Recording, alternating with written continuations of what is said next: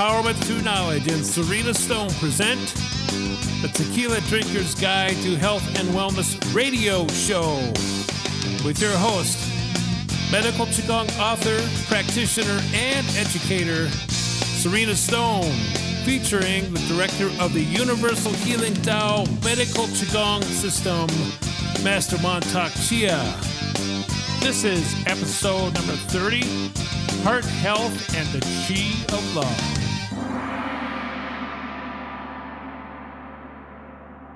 Well, welcome back, everybody. And as most of you know by now, Master Chia is deep into his tour and isn't available to join us until December.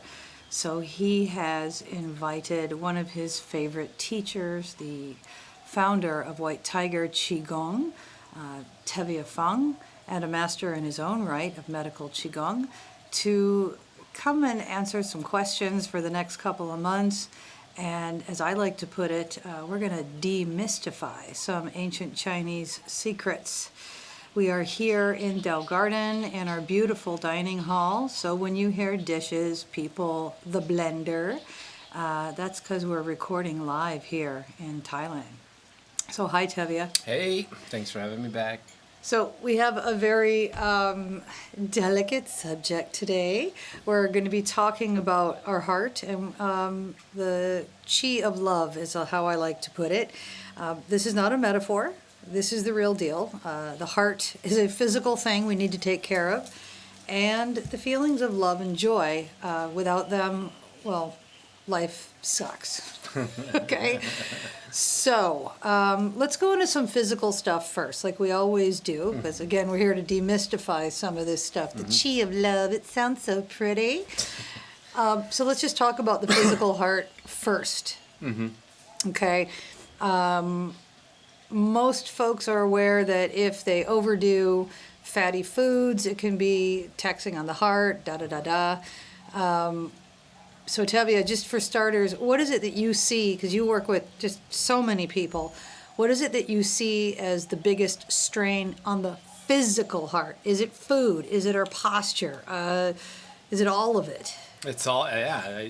I see a multitude of factors coming into play at once.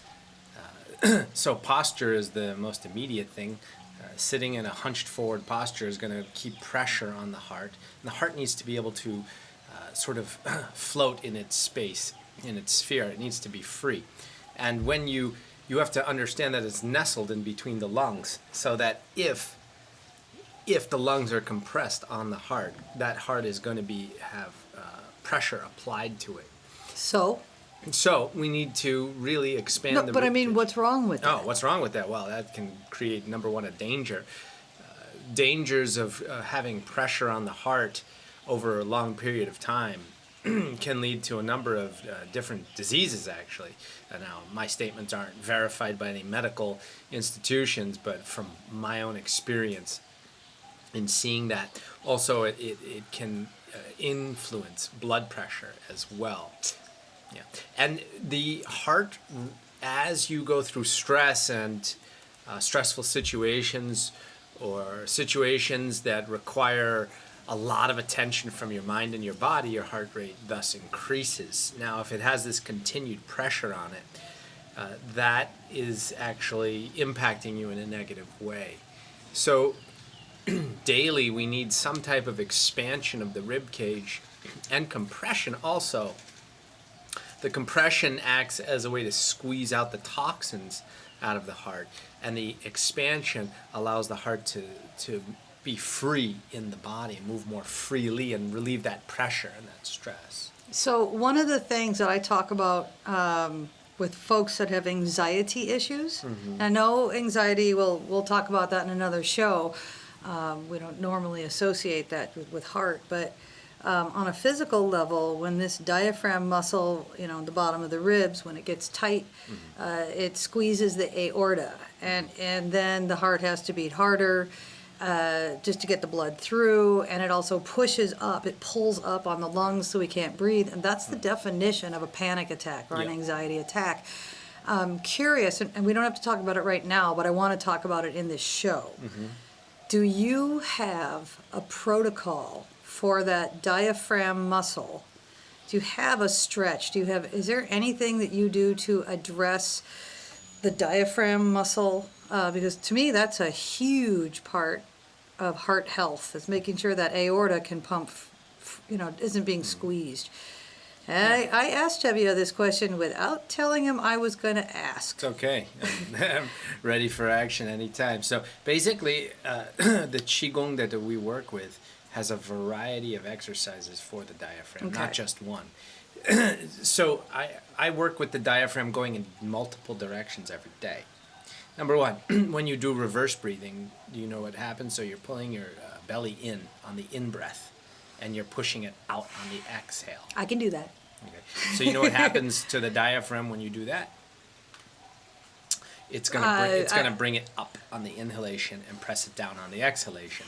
Now, when you do normal abdominal breathing, you're pushing air into the belly, and then the diaphragm pushes downwards. Wait a second. And I know I said we don't have to talk about it right now, but now we're going to talk about it because now you have my interest. But on the inhalation, am I trying to fill up my rib cage or my... Well, it's on the reverse breath. Wait a second. But when I inhale, where... So when you take a reverse breath, you pull the belly in on the inhalation, and so you're gonna flatten the belly. Yep. Pull and when it I in, inhale into the lungs or into the belly? Into the lungs. Okay, that's called the reverse breath, the Taoist reverse breath. Oh, I want to practice that. Okay, and then when you exhale, you push the belly out gently, and that's going to bring the diaphragm down on the exhalation. Now, to really massage the intestines and move the diaphragm up and down in a more natural and easier way, you want to inhale into the belly, and so you expand your belly on the inhalation gently. But the big mistake that a lot of people make is they're actually trying to push their belly out. I'm actually trying to push my diaphragm down, and that causes the belly to expand. Well, you understand that for those of us, and by the way, what you've described, the second breath, is the first part of a Qine Song breath. All people receiving abdominal massage, they breathe into the belly, and when they've mastered that, so the belly comes out on the inhale, and then relax on the exhale. And then there's a little more advanced form of that once they get good at it. The reason that I describe it, breathe into your belly, push out, push onto the sides, push all the way down to the pubic bone, is simply so that they have a visual for it. And then you after a while, you have to ask the question. So being that it's physically impossible to breathe into your intestines, okay, what's happening with that? And most people are pretty stumped. What's happening is you're pushing the diamphram down. And that's going to push the intestines outwards. So really, I think it's actually a more advanced way, or maybe more difficult to understand, but when you can really grasp and get control over your diaphragm, you can start to, rather than imagining you're pressing your belly out, you try to feel your diaphragm pushing down. All right, so we're digressing a little bit, but not really. Again, I'm the girl, and so we deal with more emotional stuff, and I see anxiety all over the place. And again, actually, I think our next show, we're going to talk about anxiety, right? We didn't do a show on anxiety yet? Yeah, so we're going to talk about that. But an anxiety attack physically is about the heart and the lungs. And so since we're talking about love today and the organ of the heart, I had to bring it up, because if there's anything we could do not to raise our blood pressure by having so much of this tightness around the aorta, especially from that one muscle, we just had to talk about it. So, love. Now, I have plenty of things to say about love, and it's not just a girly boyfriend, girlfriend, or same-sex relationship, of course, because, it's the new millennium. It's not really just about that. The energy that comes from the emotion of love, and the energy that comes from a healthy heart, is, I know, used in advanced Tao practices. Absolutely. And in my world, none of our formulas work without it. Okay? They work, but not the same. Yeah. Not the same. So, from your point of view, does it really make a difference? Let's talk to guys for a minute. Does it really make a difference if they are capable of love. Absolutely. For me, it does. And I think your whole perspective on life and the world changes. I mean, we have many people that I speak with, they're living in a state that life is a battle, that life is a struggle, and that they have to fight to get through life. And what does that do? That puts pressure on the body, it puts pressure on the mind. And are they able to really feel joy when they feel that? And we know that from Chinese medicine, joy is the emotion that's connected to the heart. And how many of you out there feel joy on a daily basis? I try to feel joy every single day. I make it a priority to feel joy every single day in what I do. So if you're living a life you don't like, you're probably not getting much joy in your life. So I think it's crucial.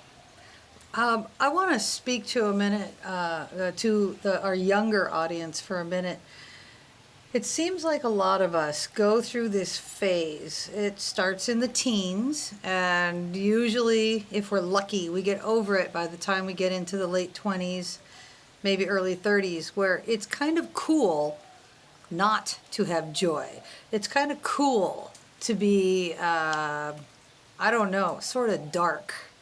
And I'm wondering, even for young, strong, healthy hearts, do you think that it's healthy? Do you think, I mean, for the physical body, because you're that guy, do you really think that even for a young, strong, healthy person, like a teenager or a person in their 20s, does it really make a difference if you don't cultivate the energy in the heart? It does make a very big difference if you don't cultivate the energy. Absolutely. But then you're not cool. You're not goth. Yeah, I mean, I've been around that crowd, and I've experienced those times in my life where I wanted to be dark, and it didn't work in the end. It's not good for my health. It's not good for anybody's health. What do we do? I mean, and again, you're talking to people, say, under 30, just for the next minute or two. You need to, number one, change the people that you're around. Ah, yes, that would be my advice, but I'm like the motherly type, okay? Well, they say you are like the people you hang out with the most, the 7 people that you hang out with the most, you become like them. And the people you spend time with has such a significant influence on your emotional state and your psyche and the way you think. It's undeniable. So I try to tend to gravitate towards people that I respect, people that I feel are genuine, and people that are not wallowing in their misery. And if I find someone who is wallowing in their misery, I try to lift them up. Try to be Tevia comes from the name of Tevia the milkman and Fiddler on the Roof, and he was trying to make everyone feel joy as they were going off to the bad place. The bad place. Their village was in the process of being occupied. Yeah. By a very naughty army. So I'm a firm believer, and I believe one of the things that I was gifted in is to make people feel good. And that's what I like. I like to change the way people feel about themselves and about their life, and it brings joy to me. And that's one of the ways I bring joy into my own life, by helping and working with other people. There was a study done, I want to say in New York, in America, where they took some kids that were thugs, really bad kids, crime, kids that were committing crimes. When I say kids, I'm going to say 18 or under. And it was just an experiment to see who they would become and how they would react if they were put in the position of a caregiver for a younger person than them. So if it was an 18-year-old, maybe they had a 10-year-old. Mm-hmm. And that they would be responsible for taking care of for a few hours every day, and responsible for teaching about life, mm-hmm. right? And what they learned is that when a young person, even though they felt angry and victimized and were committing crimes in their personal lives, in the presence of a true desire to be of service to someone else, in this case a smaller child, they totally transformed. Nobody had to tell them what to do. They just were happier people. They stepped into their higher self. They said, they wanted to teach all the right stuff. Don't be like me, basically. And it was a fascinating study on who we become when we actually have a desire to add value to somebody else's life. And I think that's a great message for a young audience. Audience, if you are over 30 and listening to this, maybe you have young people in your world, I'm telling you, I agree with Tevia about 101%. It's hard to be a victim when you're being of service to someone else. And does this all go back to the heart? Yes, it does. Because that brings most of us joy. Yes, absolutely. Exactly. It totally brings us joy. Now, as with all of our shows, I have to tax Tevia just a little bit, and let's get into that brain of his. Let's talk a little bit about heart physiology. Yes, the show is about love, and love is all about the heart. Let's get into a little bit about heart physiology, and then let's transition also into you. I know that White Tiger QiGong has heart QiGong. I know you do, because you already said you do something to squeeze your heart out. Let's get into the more medical part of our show. Our visit. Yeah. And so I have to tell you, Tevia is like really chill today, sitting in the sun, having a nice day. He's like, Well, all right, Mr. Doctor, come on. Well, we know that the lungs are very connected to the heart. So when you breathe in, and breathe out, you can actually adjust the heart rate by adjusting your breath. Okay, I've never heard that before. This is one of the strategies we use in Qigong and martial arts.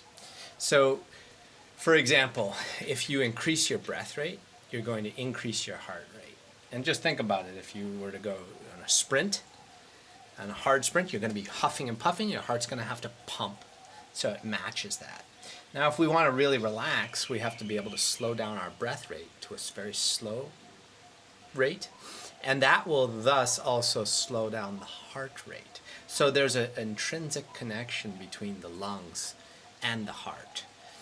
And one of the things we can say is that when the lungs inhale, when you inhale into the lungs, there's a pressure that's being put on the heart. And when you exhale, that pressure is released. Okay, how many of you just took a deep breath like I did? Okay. So if you were to make your inhalation longer than your exhalation, okay, we say this has a yang effect. Okay? That means there will be more time of pressure on your heart because you're having a longer inhalation. Okay. So if you make a longer exhalation, you're going to have less time of pressure on your heart. So think about when you go running, you're generally going to be increasing your inhalation generally will be longer than your exhalation. But when you're trying to relieve stress, you take a deep breath out. It's fascinating because, of course, as you're speaking, I got to do it. I have to try it. I can actually feel my heart like trying to adjust itself. It's I can feel it. It needs a minute. I'm hoping that's normal. Now, okay. Temperatures also influence the heart rate. So temperatures also influence the heart I heard you, but So if you jump into like an ice cold bath after you're warm, your heart rate is going to just significantly increase, but then gradually it will start to decrease even slower than it was before. You mean as you get hypothermia? Yes, exactly. Now, so this is interesting when we understand how temperature changes and pressure changes affect the heart.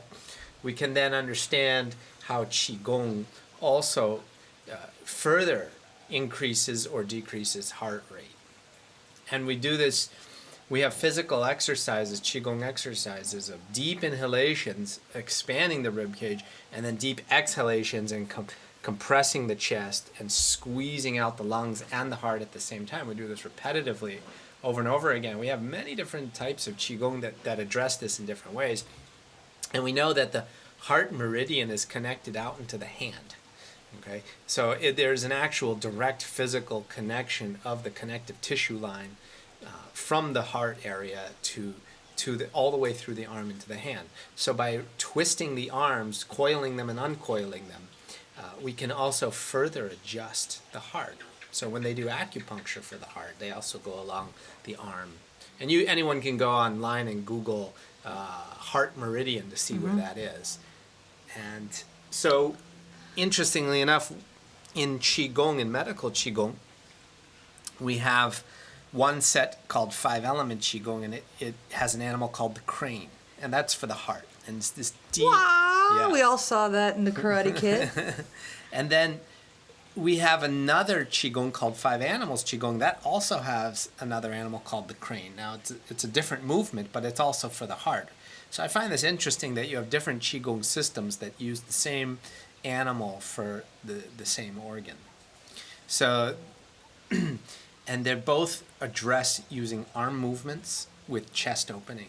Mm-hmm.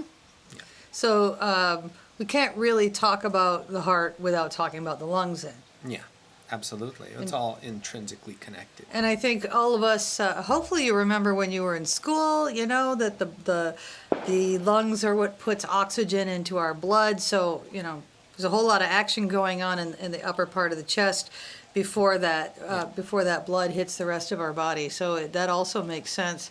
One simple exercise that anyone who's listening to this can do right now is, you know, extend your arms so your palms are facing up to the sky, and then twist backwards from your shoulders to your fingertips. Feel that twist. Now that's going to start to dilate the heart meridian. And then you really reach back as far as you can with your arms and inhale. And you're really, really extending backwards. So your chest is really pushing outwards. And then you're going to do the opposite motion, bring your arms forward so you're hugging yourself and breathe out deeply. Now this is part of an exercise called opening the heart to the sky. Now in this exercise, this Qigong exercise, we actually look up at the sky and breathe in the energy and feel as if we can really just suck in the energy through the inhalation and fill up our whole chest and lungs. And it feels really good to open and squeeze and open and squeeze. And it's really great, simple Qigong exercise anyone can do. So for the internal stuff, now I can't wait to see what your sound is.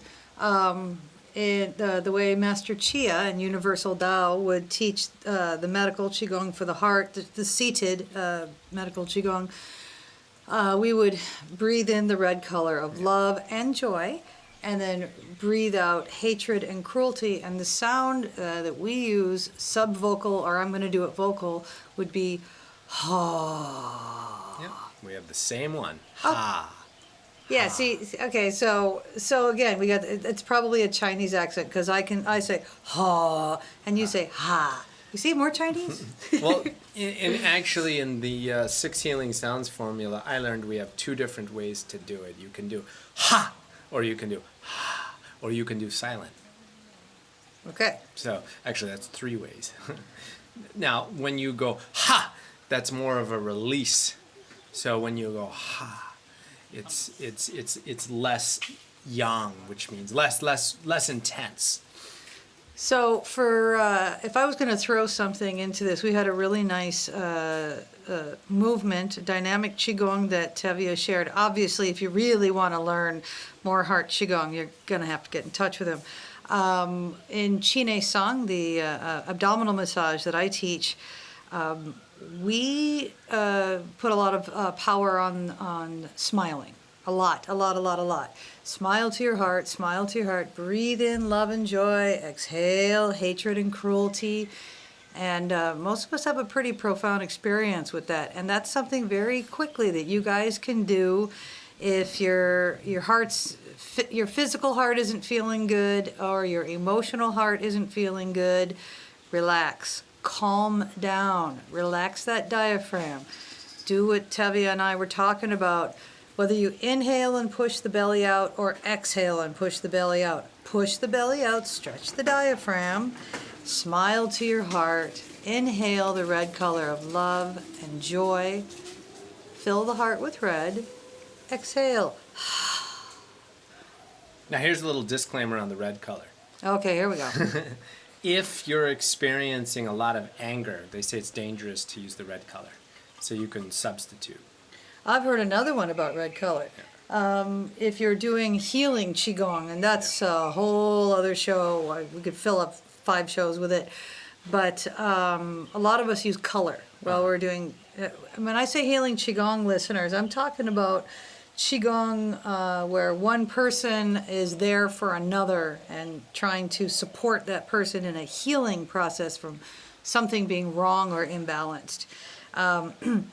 I've been told by more than one person that the red color can actually grow infection, and that you never use that when you're treating a person with an infection. That's interesting. But here's the thing. I say whatever you train becomes the reality. Yeah. So if I see, with Master Chia's stuff, blue washes, and it also totally dissipates pain by at least 70%. It's amazing. Yeah. And then we would use green to disinfect. Yeah. Because I've been doing that for so many decades, it's totally my reality. So as far as the red goes, if what Tevia said is it resonates for you, like, yeah, red, anger, yes. If you're angry. Yeah, I'm just saying, if that resonates for you, I'm going to throw in the girly thing. Add some white to your red and turn it pink. There you go. The color of love. All right, so, oh my gosh, you guys, we're at 25 minutes. We got to go. Tevia, is there anything else that we want to throw in about heart health really quickly? If you have anything to say about food, about exercise, about anything for heart health. Well, since I'm not a dietitian, I won't get into food because people get pretty emotional about and disagree. There's so many disagreements in the diet world that if I say one thing, there's always someone who can disagree with me. So I'll just speak what I'm truly an expert of. And that is, I think it's really important to physically open your heart on a daily basis and emotionally open your heart. And that's what I was mentioning about before of, doing one thing every day to help somebody else, even if it's a little thing. And this will make a significant difference in the joy that you feel in your life. And being around someone that gives you joy, or do something that gives you joy every single day. And manifest even more love in your world and your community. I have absolutely nothing to add to that. Listeners, thank you so much for joining us, and we'll see you again in a couple of weeks. Thank you. Bye. Bye.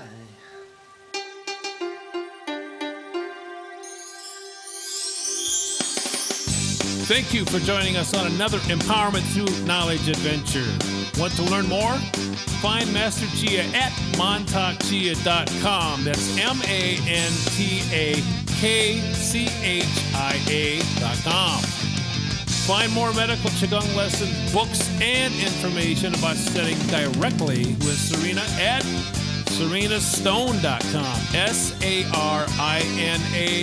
sarinastone.com.